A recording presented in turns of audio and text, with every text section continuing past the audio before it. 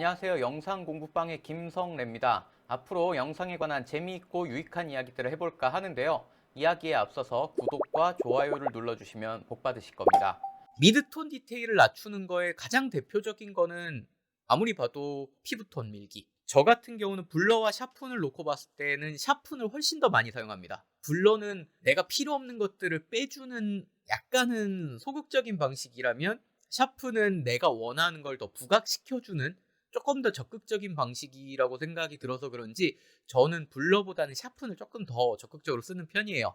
그래서 샤픈 같은 경우는 어떻게 사용할까 이런 것들을 조금 더 고민을 많이 하는 편이긴 합니다. 근데 미드톤 디테일에서 피부를 조정할 때는 형태를 뭉개는 것이지만 퀄리파이어와 마스킹을 같이 써주는 것이 좋습니다. 왜냐하면 지금처럼 파워 윈도우로만 하면 피부 옆에 가장 가까운 게 뭐가 있나요? 우리가 지금 이 여자분 얼굴에서 보이시는 것처럼 머리카락이 있죠. 그러니까 머리카락 같은 데는 디테일이 남아있는 것들이 중요해요. 머리카락의 디테일이 없어지고 얼굴에서 우리가 피부를 밀고 싶은 거지 또렷한 눈매와 머리카락의 디테일을 날리고 싶은 건 아니거든요. 이런 경우에는 퀄리파이어를 같이 사용해 주시는 것이 좋습니다. 그래서 이번에는 앞에 있는 녀석을 퀄리파이어와 이제 마스킹을 같이 사용했던 이미지에서 한번 적용을 해볼게요. 이거 잠깐 안 보이도록 꺼주고 미드톤 디테일을 한번 낮춰보도록 하겠습니다. 과하게 한번 낮춰볼까요? 미드톤 디테일의 특징, 물론 퀄리파이어로 이제 눈 같은 것들이 조금 덜 선택이 되게 됐습니다만 그럼에도 눈썹 같은 데들이 약간 먹어 들어가긴 해요. 근데 그럼에도 만약에 제가 미드톤 디테일이 아니라 블러를 걸었다면 어떻게 되나요? 이 선택되지 않은 부분들을 제외하고 과하게 주지 않아도 마찬가지죠. 피부가 부드러워진다라기보다 그냥 전체적으로 흐려져 버리는 느낌이에요. 블러를 사용하기보다는 미드톤 디테일을 이용해서 필요한 최소한의 디테일들, 입술 디테일이나 그 다음에 이제 눈매나 코의 어떤 경계면이 되는 부분들은 남겨놓는 상태에서 부드럽게 만들어주는 것이 좋습니다. 추가적인 작업들을 조금 더 진행해주면 좋죠. 그와 같은 경우는 조금 이따가 말씀을 드려보도록 하겠습니다. 미드톤 디테일 같은 경우는 사용하면 어떻게 되나요? 부분 대비지만 여기가 대비가 낮아지는 거예요. 지금 웨이브폼 상에서 보시면 이 부분이죠. 이 부분에 대비가 이렇게 낮아져요. 이런 작업들을 진행해 주시면 이미지가 얼굴 혈색이 전체적으로 되게 그냥 빤빤해지는, 물론 실제로 빤빤하기 위해서 미는 거지만 어떤 채도적인 관점에서도 너무 흐려지는 것 같은 느낌이 들 수가 있습니다. 그래서 저 같은 경우는 피부 보정할 때 컬러 부스트를 아주 살짝이라도 올려주는 경우가 더 많아요. 피부의 그 질감들을 약간 없애면서 어떻게 보면 정보량이 훅 줄어드는 거잖아요. 그러면서 그대로 냅두게 되면 그냥 피부가 밀리는 것뿐만이 아니라 자칫 되게 창백해 보일 수 있습니다. 창백해 보이는 느낌들을 조금 막기 위해서 바로 옆에 있어서 쓰기도 되게 편하고요. 컬러 부스트는 아주 살짝 올려주는, 건강해 보이면서 부드러워질 수 있게 이런 관점으로 많이 작업을 하는 편입니다. 남성분들이 생각하시는 것과 여성분들이 생각하시는 거에 차이가 조금 있는데 상대적으로 여성분들은 창백하다라는 표현이 어울리는 그런 피부톤을 선호하시는 분들도 있습니다. 그래서 그럴 때는 미드톤 디테일을 이제 줄여주면서 뭐 컬러 부스트도 살짝 빼주기도 하죠. 요거는 뭐 클라이언트나 모델의 의지와 관련이 많이 있겠죠. 미드톤 디테일 같은 경우는 저 같은 경우는 진짜 피부를 밀 때를 제외하고는 낮추는 방향으로 거의 안 쓰는 것 같아요. 아예 필요가 없어서 블러링을 해가지고 가려버리는 것도 아니고 질감을 그냥 약하게 만들어주는 목적인데 많은 경우 피부를 제외하면 질감을 의도적으로 약하게 만드는 경우는 흔치 않습니다. 한 가지가 있긴 있어요. 여러분들이 흰백에 촬영을 하실 수 있잖아요. 지금 여기가 대략 흰백 느낌이죠. 흰백 느낌에서 촬영을 했다면 스튜디오가 관리가 조금 아쉬워서 그 흰백에 조금 뭔가 더러운 것들이 묻어 보이는 느낌이 날 때가 있습니다. 그런 것들 뭉개주기 위해서 미드톤 디테일을 써본 적은 있어요. 흰백이 멀다면 그런 것도 잘 보이지 않는데 스튜디오가 크지 않아서 뎁스가 충분히 생기지 않아서 포커스 아웃으로 날아가지도 않았는데 그 흰 벽에 있는 조금 더러운 잡티 같은 것들 있잖아요. 그런 것들이 이제 카메라에 같이 찍혔을 때 그럴 때는 이제 하얀 부분들을 퀄리파잉 해가지고 미드톤 디테일을 낮춰서 뭉개버린 적이 있습니다. 그러니까 그런 것들 제외하고 그건 아주 특수 상황이죠.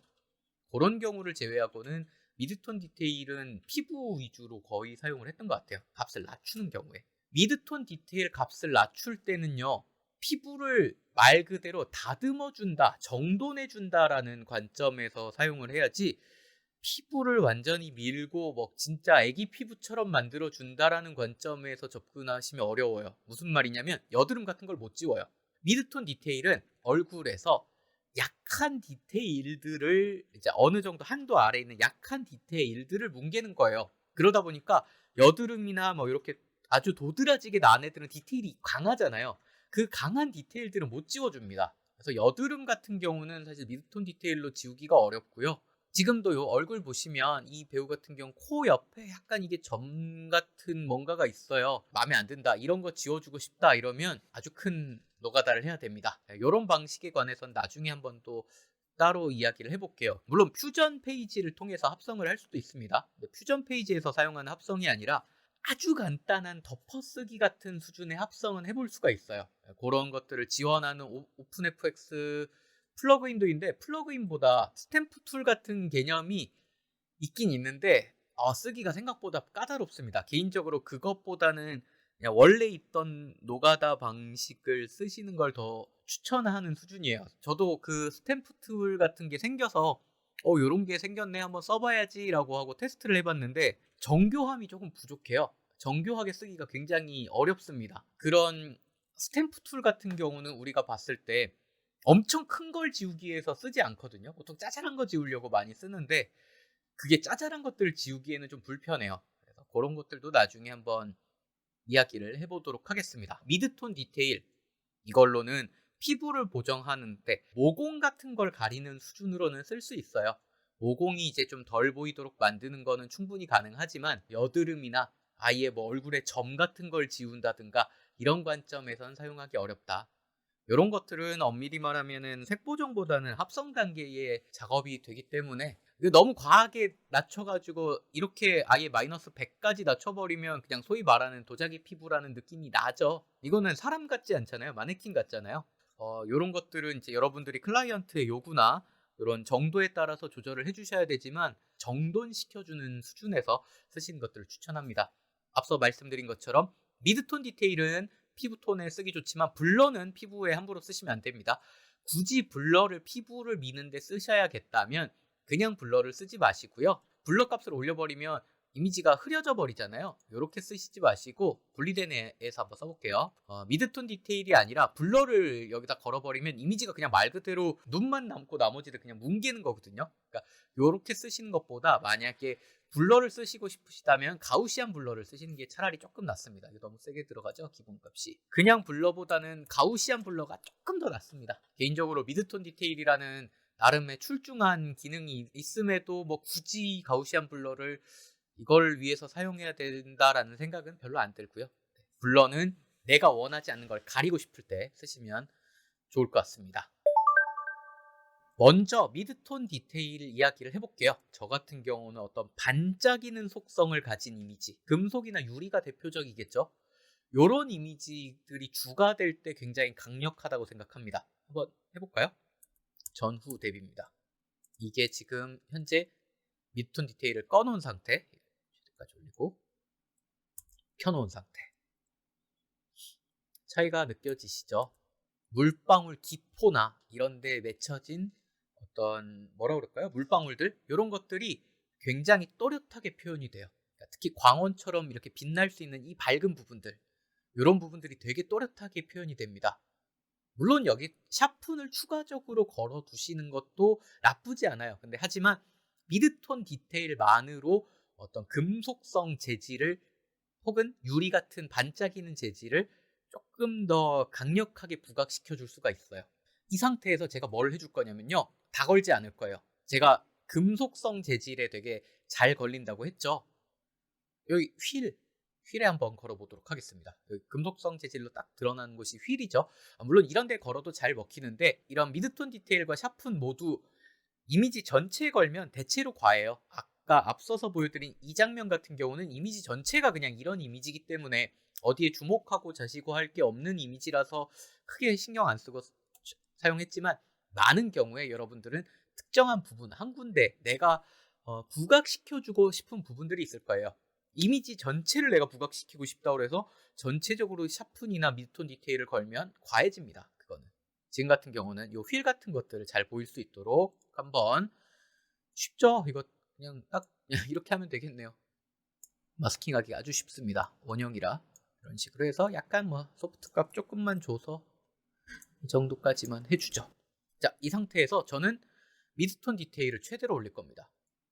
자, 지금 전후 어떤가요? 잘 보이시나요? 조금만 키워볼까요? 바퀴 위주로. 미드톤 디테일이 걸리기 전이고요. 이게 미드톤 디테일을 사용한 뒤입니다.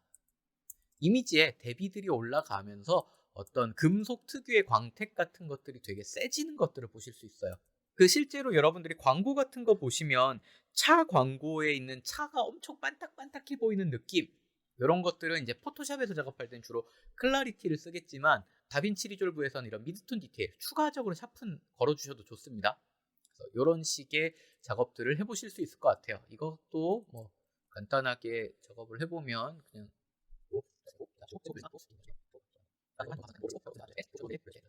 이 상태에서 제가 여기는 그냥 한번 전체적으로 과하게 걸어 볼게요. 티 많이 나라고. 여기도 이제 가능하면 요 앞부분 이렇게 분리해 주는 것이 좋습니다. 인톤 디테일을 세게 올렸습니다. 자, 전후 어떠세요? 아, 여기가 너무 세게 먹는 게 별로 안 이쁘네요. 그냥 역시나 원하는 부분 선택해 주도록 하겠습니다. 이 부분 위주겠죠? 이렇게 약간 틀어주고 이 정도면 될 것 같아요. 이 상태에서 제가 껐다 켰다를 해보겠습니다. 어떤가요? 껐을 때보다 켰을 때가 이런 라이트나 이런 그릴 같은 것들이 굉장히 또렷해지는 것들을 보실 수가 있죠. 금속성 재질이 있다라면은 어지간하면 되게 많은 경우에 잘 먹습니다. 반짝이는 것들을 살려주기 위해서 미톤 디테일 잘 쓰시면 좋다. 이런 것들 알아두시면 좋을 것 같아요. 아, 물론 그럼 미톤 디테일 안 쓰고 샤픈 쓰면 어떠냐? 샤픈이 나쁘지 않아요. 샤픈도 나쁘지 않은데 샤픈은 진짜 그 뭐라 그래야 되죠? 전에 비해서 좀 과하게 만든다는 느낌이 많이 들어요. 그래서 개인적으로 미톤 디테일을 훨씬 더 선호합니다. 그러니까 자연스럽게 광택이 사는 느낌이에요. 앞서서 제가 피부를 선택해서 밀었습니다. 여기 추가적으로 여러 가지 작업을 해보실 수 있죠. 제가 미드톤 디테일을 값을 낮춰 볼게요. 이게 여러분들이 직접 작업하실 땐 이렇게 안 하시겠지만 차이 보실 때는 확실히 과한 게 좋은 것 같아요. 이렇게 된 다음에 그 다음에 여러분들 뭘 해주시면 좋을까요? 다음 노드에서 이미 지금 이 상태는 디테일들이 많이 상한 상태입니다. 이렇게 된 상태에서요, 아까 얘기한 샤픈을 살짝 걸어주시면 좋아요. 제가 이렇게 샤픈 하나 살짝 걸어주고 스케일링 값을 살짝 올려주겠습니다. 스케일링 값은 언제까지 올려주냐? 머리카락 디테일이 좀 예쁘게 산다라는 느낌이 들 때까지. 지금 뭐가 살아났나요? 다른 것보다 눈매가 엄청 살아나죠. 이게 원본입니다. 아예 그냥 제가 그 모든 노드를 다 끈 바이패스를 했어요.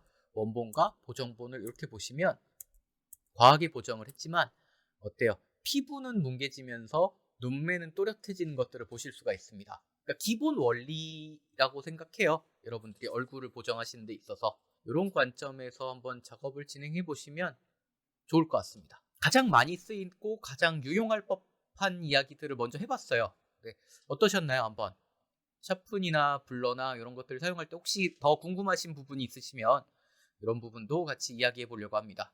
이것들이 지금 제가 기본적으로 사용하는 가장 큰 사용 방식이에요.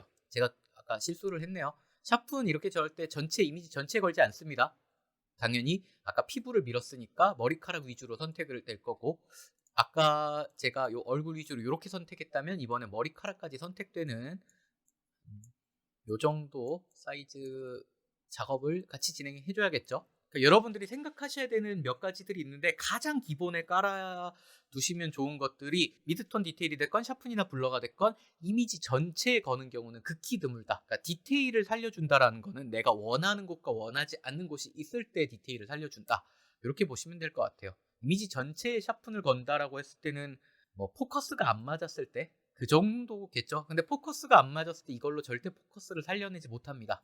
그거는 알고 계시는 게 좋아요. 안 한 것보다 나은 수준을 만들 수는 있을 거예요. 그러니까 샤픈 안 건 것보단 건 게 낫겠죠. 포커스를 못 맞춰왔을 때. 하지만 포커스가 나간 거를 살릴 수 있다. 이거는 전혀 안 됩니다. 포커스를 못 맞췄다면 다시 찍는 게 최선입니다. 물론 이제 후반전을 가져와서 그걸 깨달았다면 그거는 뭐 제가 할 말이 없네요.